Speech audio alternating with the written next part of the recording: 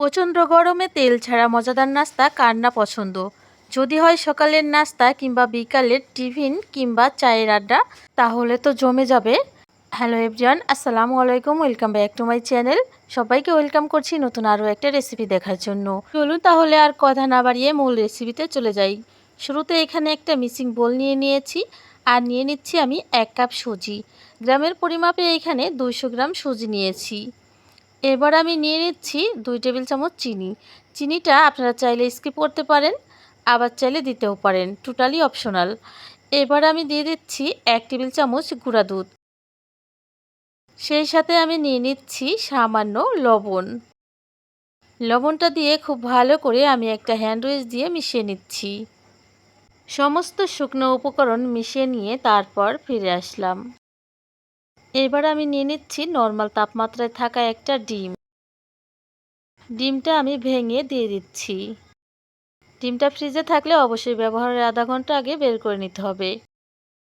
এবার একটা হ্যান্ড উইচের সাহায্যে আমি ডিমটা মাঝখানে ফেটিয়ে নিচ্ছি। ডিমটা ফেটানোর এই পর্যায়ে এসে নিয়ে নিচ্ছি আমি 1 কাপ নর্মাল পানি। অল্প অল্প করে পানি দিয়ে আমি একটা ব্যাটার তৈরি করে নিব। অল্প অল্প করে এখানে আমি পুরো 1 কাপ পানিটাই দিয়ে দিচ্ছি। সুজিটা খুব ভালো করে মেশানো হয়ে গেলে এবার এই সুজিটা আমি একটা ঢাকনা দিয়ে রেস্টে রেখে দিচ্ছি প্রায় 10 মিনিটের মতো। অবশ্যই সুজিটা রেস্টে রাখতে হবে। ফিরে আসলাম 10 মিনিট পর। এবার আমি একটা চামচের সাহায্যে আপনাদেরকে দেখিয়ে দিচ্ছি সুজিটা আগের তুলনায় কতটা ফুলে ডাবল হয়ে গেছে। এবার আমি নিয়ে নিচ্ছি আটা। আপনারা চাইলে এখানে ময়দা নিতে পারেন। এখানে আমি হাফ কাপ আটা নিয়ে নিচ্ছি। যে পরিমাণ সুজি ব্যবহার করেছি তার অর্ধেকটা আমি আটা ব্যবহার করছি। এবার আমি হ্যান্ড উইচ দিয়ে খুব ভালো করে মিশিয়ে নেব।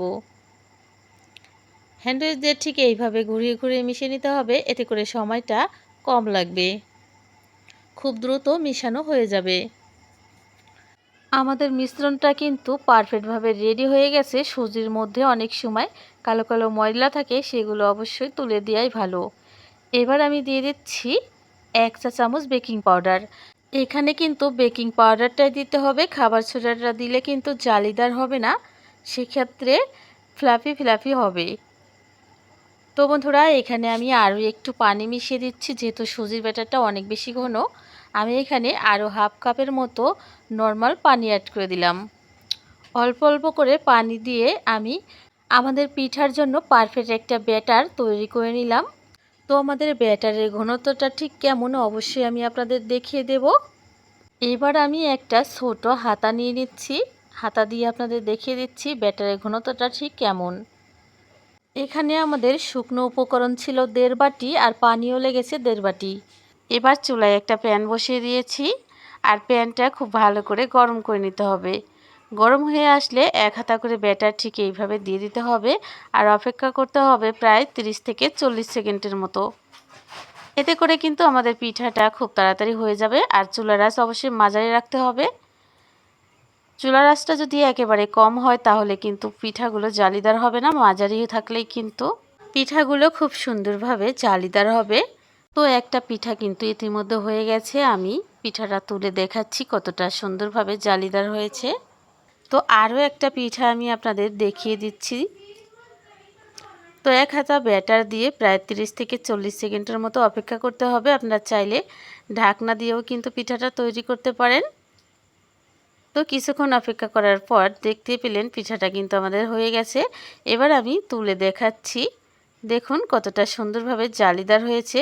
ঠিক সেম প্রসেসে কিন্তু এক এক করে সবগুলো পিঠা তৈরি করে নিতে হবে। তো সম্পূর্ণ পিঠা তৈরি করে তারপর ফিরে আসলাম, দেখে বুঝতে পারছেন পিঠাগুলো কতটা সুন্দরভাবে জালিদার হয়েছে। তো দূর থেকে খুব ভালো করে বোঝা যাচ্ছে না, আমি কাছ থেকে দেখিয়ে দিচ্ছি।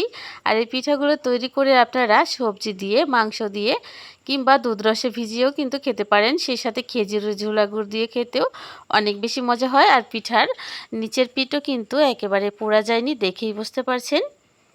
তো বন্ধুরা, আমার এই সহজ রেসিপিটি আপনাদের কেমন লেগেছে কমেন্ট করে জানাতে ভুলবেন না। ভালো লাগলে অবশ্যই একটা লাইক দিবেন, চ্যানেলটি সাবস্ক্রাইব করে বেল আইকনটি প্রেস করে দিতে ভুলবেন না।